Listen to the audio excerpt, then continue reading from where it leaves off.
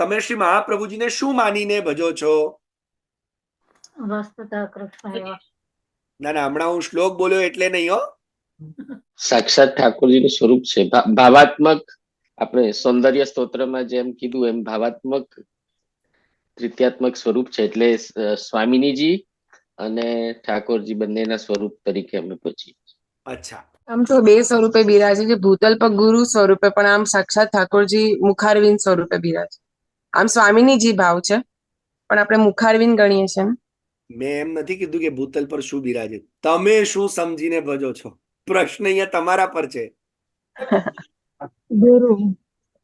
અચ્છા, ગુરુ સમજી. જયારે ગ્રંથ ભણતા હોય ત્યારે ગુરુ, ગ્રંથ ભણતા હોય ત્યારે ગુરુ, બાકી આમ આટા મારતા હોય ત્યારે ઠાકોરજી. એમ સાક્ષાત ઠાકોરજી જ જાણો એવું કહ્યું હતું કે ઓકે, ચાલો. તો હવે મારો બીજો સવાલ છે. જો એમને તમે સાક્ષાત શ્રી કૃષ્ણ માનીને ભજો છો, તો પછી તમે એમને તુલસીજીની માળાજી બેઠકજીમાં કઈ રીતે ધરાવી શકો? કૃષ્ણને તમે તુલસીજીની માળાજી ધરાવી શકો ખરા? પણ તમે બધા બેઠકજીમાં જાઓ એટલે તુલસીજી લઈને જ જાઓ છો માળાજી. અને જો સાક્ષાત કૃષ્ણ હોય તો તમે એમને ભોગ કેમ ના ધરાવી શકો? તમારા ઘરે કૃષ્ણ છે, તમે એને ભોગ ધરાવો છો કે નથી ધરાવતા? અમે બેઠકજીમાં ભોગ ધરાવીએ છીએ. ના, તમે ત્યાં મિશ્રી દરોગ આવી શકો. જો તમે કૃષ્ણ તરીકે ભજો છો તો તુલસીની કંઠી ના ધરાવાય. અને જે લોકો એમ કીધું કે ગુરુ તરીકે ભજીએ છીએ તો પછી એમને કુલે ના ધરાવાય, કેમ કે ગુરુ કુલે ધારણ ના કરે. આટલા શૃંગાર ધારણના શ્રી મહાપ્રભુજીએ જિંદગીની અંદર સોનાની ચેન પહેરી, એટલે એમને શૃંગારનો શોખ જ રહ્યો નથી. હવે જેને જે વસ્તુ ગમતી જ ના હોય એને એ વસ્તુ પહેરાવો તો શું થાય? અત્યારે આજને દિવસે આપણે ખરેખર શ્રી મહાપ્રભુજીને જાણતા જ નથી. બહુ દુઃખ સાથે કહી રહ્યો છું. આજને દિવસે આપણે ગારડરિયા પ્રવાહની અંદર ચાલી રહ્યા છીએ. કોઈકે કીધું ચલો બેઠકજીમાં જારીજી ભરવા એટલે દોડ્યા, કોઈકે કીધું ચલો કુલે ધરવા એટલે ચાલ્યા, કોઈકે કીધું ચલો કંઠી ભરવા ચાલ્યા, કોઈકે કીધું ગુરુ છે તો કે ઓકે જય હો ગુરુદેવ કી, કોઈકે કીધું ભગવાન છે બોલે જય ભગવાન કી. આપણે કંઈ ખબર જ નથી ને આપણા ભાવ પણ સ્થિર નથી. અને એટલા માટે નથી કેમ કે આપણે જાણતા નથી. શ્રી મહાપ્રભુજી એ ગુરુ કે ઠાકોરજી એ એમનો વિષય છે. મારા માટે મારા ઠાકોરજી નહીં, પણ મારા માટે શ્રી મહાપ્રભુજી પ્રથમ મારા સ્વામી છે. આપણે સ્વામી તરીકે એમને ભજવાના છે. માલિક, હવે માલિકનું મન થાય ધરે, માલિકનું મન થાય ધરાવડાવે. આપણે ઠાકોરજીની સેવા કરતાય નથી ને કરી શકવાનાય નથી. આપણે શ્રી મહાપ્રભુજી તરફે ઠાકોરજીની સેવા કરીએ છીએ.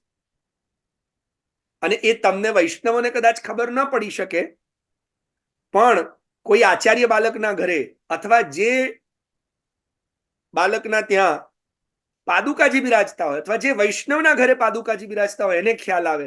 તમને ખબર છે સૌથી પહેલા ઠાકોરજીને જગાડવામાં આવે છે કે શ્રી પાદુકાજીને? બોલો વૈષ્ણવ. પાદુકાજીને જ હશે ને. અને સૌથી છેલ્લે કોને પડાડવામાં આવે? તો શ્રી પાદુકાજીને. ના, ઠાકોરજી ના પડે છેલ્લે. સૌથી પહેલા જાગે પાદુકાજી, સૌથી છેલ્લા પોડ. ભાઈ ઘરની પત્ની હોય ને સૌથી પહેલી ઉઠે, સૌથી છેલ્લે બધા ઊંઘાડીને ઊંઘે. શ્રી મહાપ્રભુજીને આપણે જગાડીએ છીએ, એમને દંડવત કરીએ છીએ, અને પછી આપણી સેવા આપણે શ્રી મહાપ્રભુજી તરફે પહોંચાડીએ. એ સેવા શ્રી ઠાકોરજી સુધી લઈ જવાનું કામ શ્રી મહાપ્રભુજીનું. એટલે આપણા ત્યાં જે શ્રીફળ ઇત્યાદિ ભેટ ધરવામાં આવે છે ને શ્રી મહાપ્રભુજીને ધરવામાં આવે છે. જો કે હવે તમે આ બધા ક્રમ ઘરમાં કરતા નહીં હોય એટલે તમને ખબર ના હોય.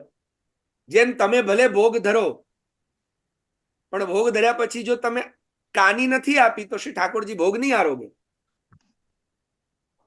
તો એ શ્રી ઠાકોર એવી જ રીતે જે આચમનનું પાત્ર છે એ શ્રી મહાપ્રભુજીનું મુખારવિંદ છે. જે ત્રષ્ટિ છે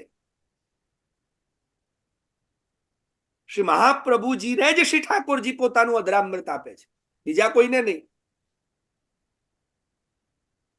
પણ આપણને ન ભાવના ખબર છે કે ન આપણને આપણી સેવાના ક્રમની અંદર કંઈક જે આ સૂક્ષ્મતાઓ છે ખ્યાલ છે.